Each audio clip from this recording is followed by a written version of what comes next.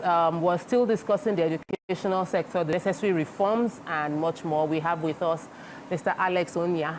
I got that right? Mm-hmm. Yes, I've been doing private consultation during the break, but let us now go back to making it open.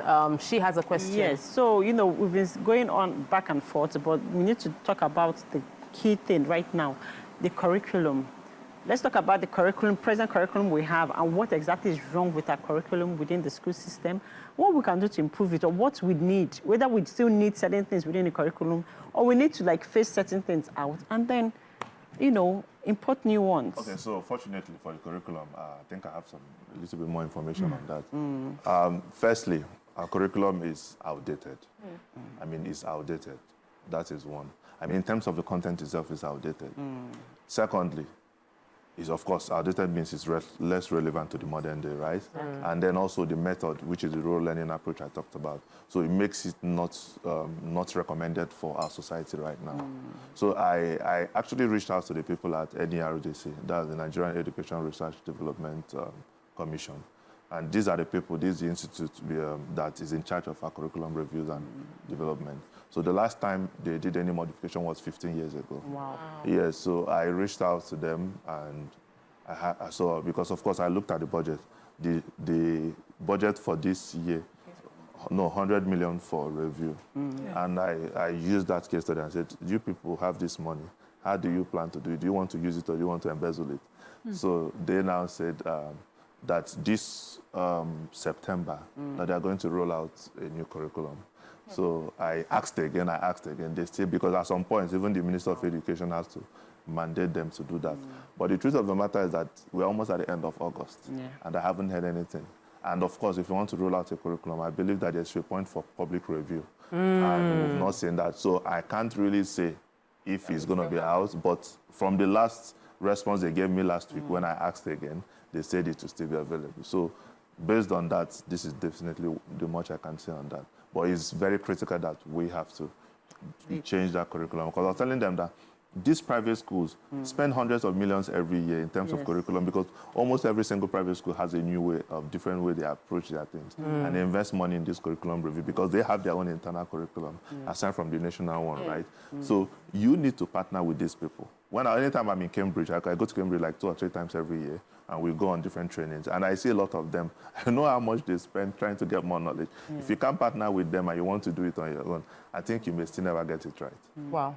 So since we're discussing curriculum, I have a question or comment. So you did something. Last year, people from your village. Students from your village scored. A lot of them, 70% failed their JAM, and you took responsibility, which is very important, because when you mention we are the leaders, there's somebody watching right now. There are many school owners, school CEOs, and you know that in your hometown, people are failing exams, and you did something. I want you to tell us what you did, because if 70% failed exams in 2023, and in 2024, everybody got over 200. What you did worked. They got over 200. You said even about many scored over 250, a few scored over 300 in the same environment where just a year before 70% failed. What did you do that brought that massive result? What was the cost? So first of all, this was a combined effort. Okay. Which fortunately I played a very key role in that. So the truth of the matter is that what we did was very different. You know, I told my team early then, when we identified a gap, because it was actually above 70%, I told them, say, listen, we can't do the same thing and expect a different result. So there's something we are going to do. We are going to create like a mock school. So we are going to give them intensive drilling Monday through Saturday. We started from morning and evening. So we have to do it, bring everybody. We had like 268 at the end. So we started putting them on morning and evening. So they started studying. But then I told them, let's not stop there. We're first of all going to assess the student every month. So assessing the student every month, let's even know their gaps. That was where I was talking about gaps. So it's what we call gap analysis. It's one tool that our software has. So we had to deploy that. So when we are looking at your maths, we want to see that your gap is in geometry, not in algebra. So if we are seeing geometry, so you know what, let's focus in the next period, let's focus on closing that geometry gap. So we noticed that between this month and next month, we noticed that there's significant improvement. right? And we are looking at the flow.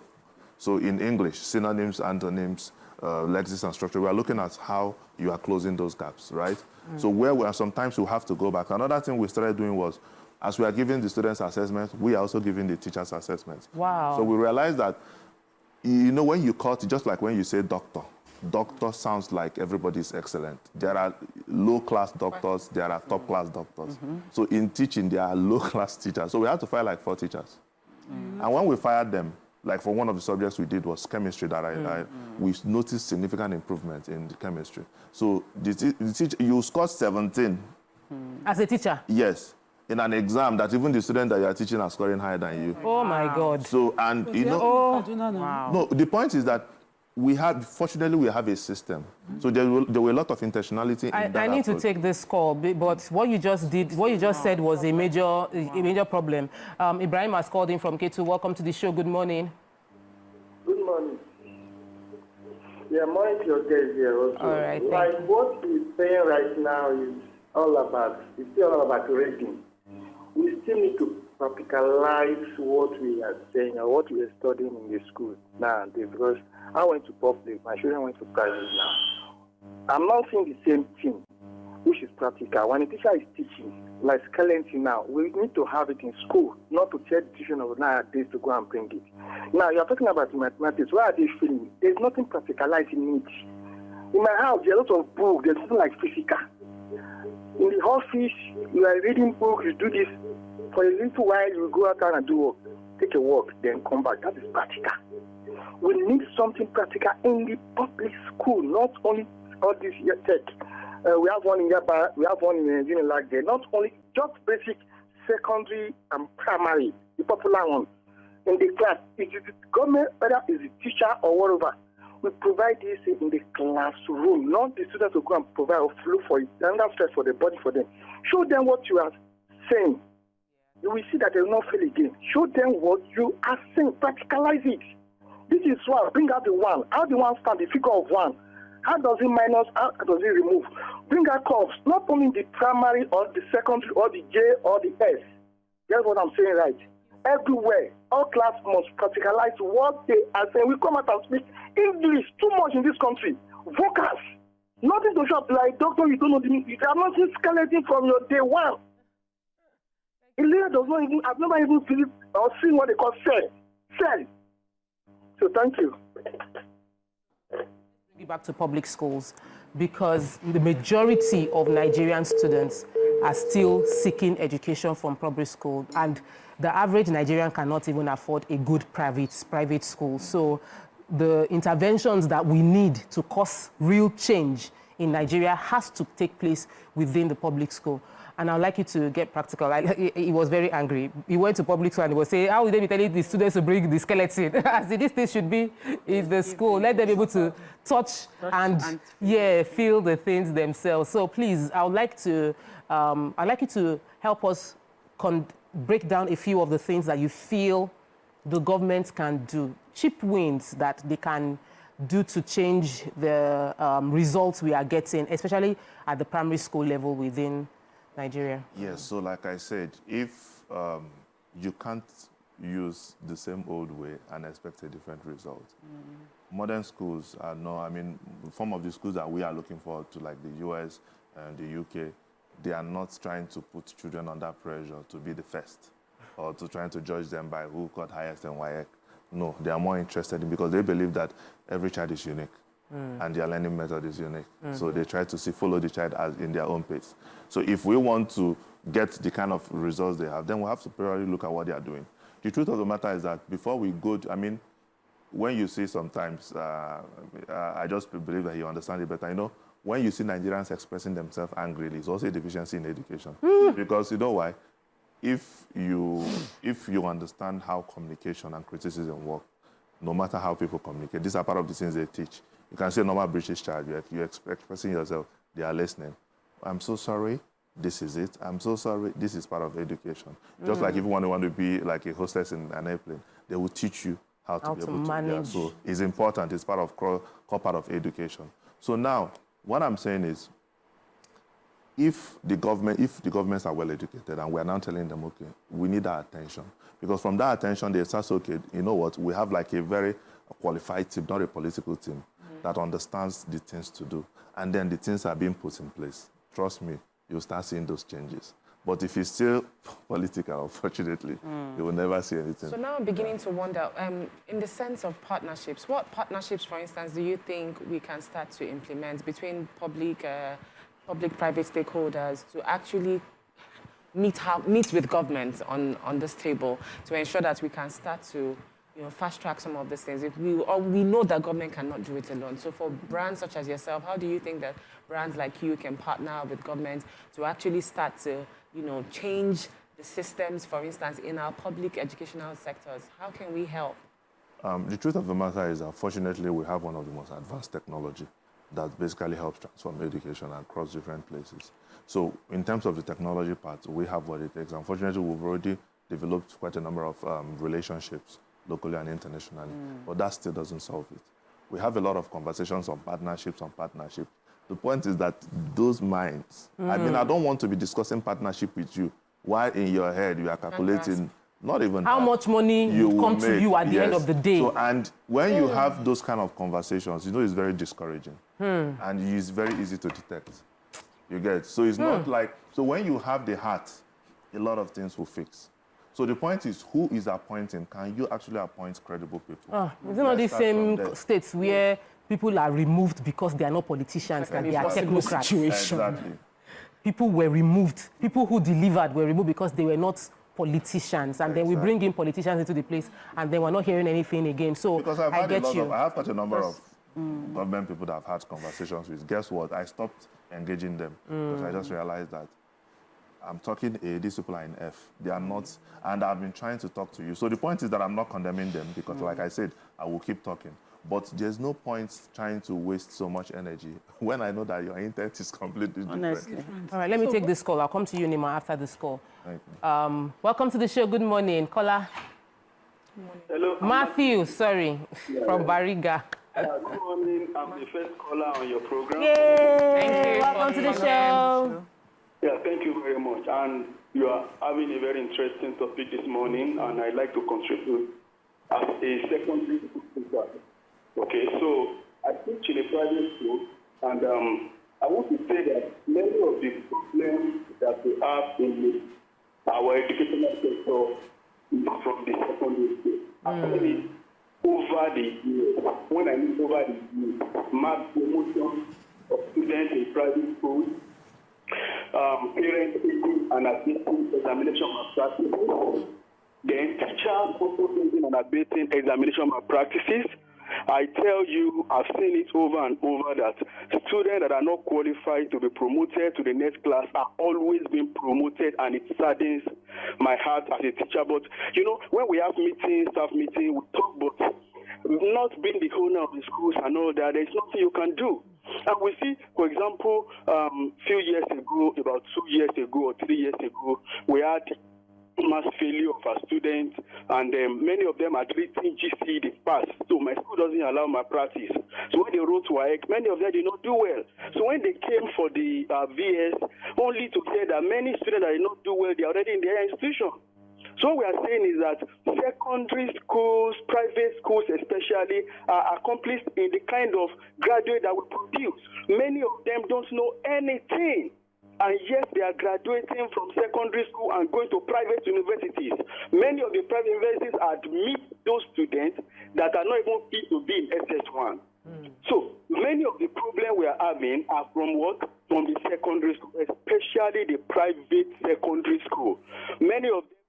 Thank you so much, Mr. Matthew. I think Mr. Matthew probably teaches in the government secondary school, and he's seeing that problem. I'll take something from what Mr. Matthew said, but I wanted to. I think it's below income secondary school. Yeah. That's the word we should. No, even for. No, even in terms of that, Yeah. So I was going to ask earlier, because it can be discouraging when you have to partner government with anything. Yeah. Because you're dealing with politicians and their interests.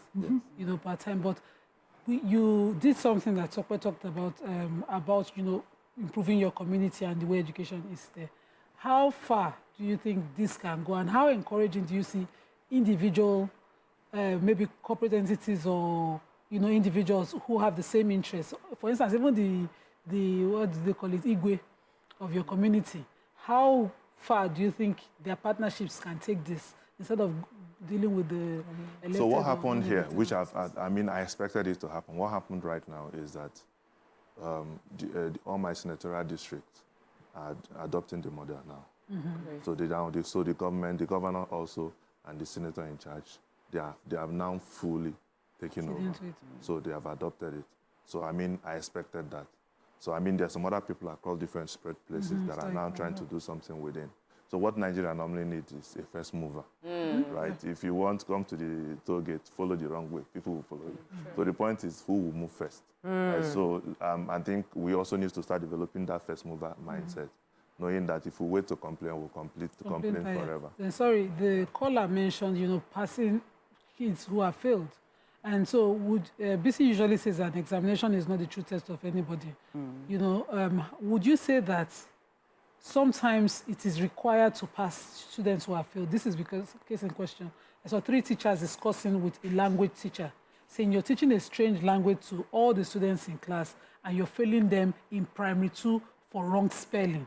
Now, if you look at what the kids wrote, they already knew what she was asking, but they couldn't spell in that language. So in failing those kids, is she doing the right thing? Or what would you advise her to be the yardstick for testing the knowledge of the children? My children, the weakest mark they got when they were leaving primary school was in Yoruba, and that was because they couldn't read the question, and they left them at primary 6 that you should be able to read. So these ones could even read the question, but when they want to write, but they will have tested orally because they wrote it different ways, a different way. So they are writing with their phonics that they and the teacher is marking them for wrongly spelling Yoruba words.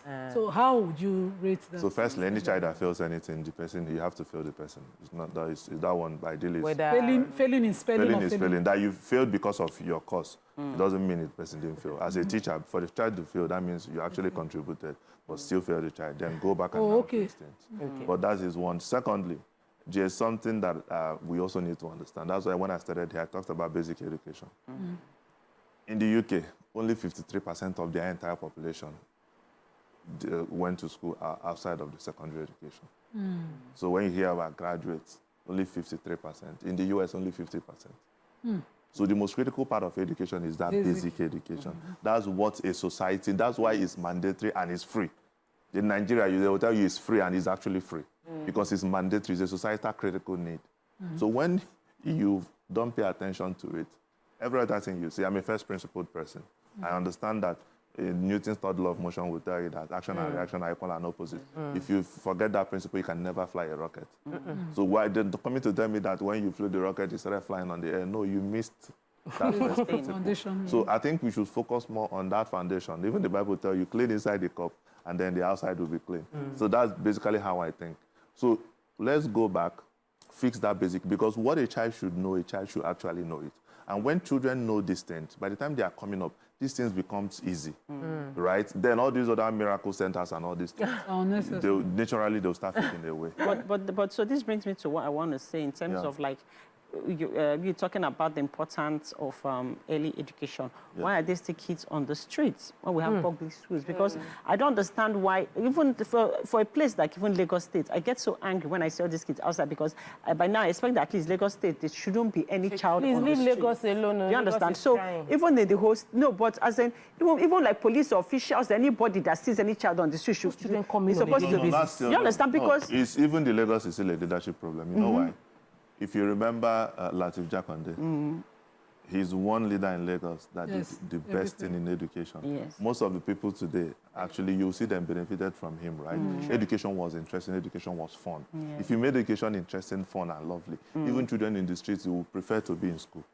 So you can't, like I said, you can't ignore the critical things. And so in terms of every other leader have come after Lateef Jakonde, they have constantly failed in education. So you understand? So they should go back. What has worked? Because there's no point reinventing the wheel. What did he do right? Can we copy something from him? Let's fix it.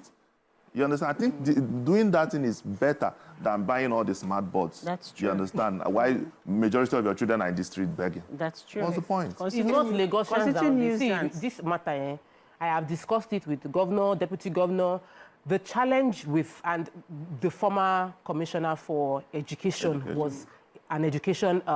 Mr. Davis. Yes, this was her passion, and there was a lot of work that went into it. Sadly, we're not seeing as much continuity. I'm not seeing as much continuity as I'd love to see. But the issues were beyond... getting people off the street was beyond the government, because the street children, and most of them are not Lagosians, most of them, they bring them in and it is a commercial activity. They don't want their children in school, because if their children are in school, they cannot make money. Those children make money from knocking on the windows of people that are driving, and that's the way, you see the parents will sit down, and the parents keep churning out babies, and yet they have them on the streets. And to be honest, even because so it is a business thing. If you take them off the street, they will take the children back, because they will not have food to eat if they are not on that street. So I understand, and we blame Lagos all the time, and yet they keep... If you see them, they are coming in but they should arrest in large numbers. Do you know what a government is? You're supposed to clear them from the streets. Do we understand what a government is? Once government is working, they should clear. They should not even with their mother should not be on. They should not begging, not soliciting. I feel like there's also a huge mental mindset shift. How many young people on their own, of their free will and volition, actually understand the importance and want to go through the education route to success? So do you think that mindset problem that exists, we cannot deny it, is something that we should... Because we have young people, young boys who actually, if they have the opportunity to go to school, they want to go and do Yahoo and make quick money. Because they are saying to you, the money that I make and one sitting, I will... So we have just 2 more minutes to wrap up the show. I'd like you to... There's something I need to tell you. Environment is basically what shapes people. There's nothing like a bad child. There's nothing like a good child. Take that notorious child to the UK. Just let the person get into Heathrow. Or even see, let's go to American embassy, bring that notorious child. Just Nigeria here, we've not left. Within that period that the person is waiting for that interview, you will see the best form of behavior. Don't create an environment that forms bad behavior. So the most important thing is this: government have all the power to make any change. Government have no single excuse. So what they need to do is let them engage other people, other governments, and see what they did differently. That is where partnership and innovation happens. What did they do in China? What did they do in Thailand? What did they do in some of these places that have gone through what you are going through now and have advanced? What did they do in the US that have gone through what you are going through like 50 years ago? Take ideas from there, implement it. It will work. We are still on this earth. Those ideas will always work. So excuses are not allowed. They should basically get the ideas. I take my excuse back. I take my excuse back. Thank you so much. My God, you have shared a whole lot, and I really am grateful for the collaboration you made last year that has brought results this year. I'm praying that without your effort, it will still continue. And I would also, when you were saying it, it just occurred to me that if every successful private school adopts a public school, we probably will see improvements in our educational sector. So while we're waiting for the government and the politicians to pay attention, let a public school, a private school adopt a public school. It might help to boost the educational opportunities within that place. We wish you all the best in all of this. We'll continue our conversation after we finish the show.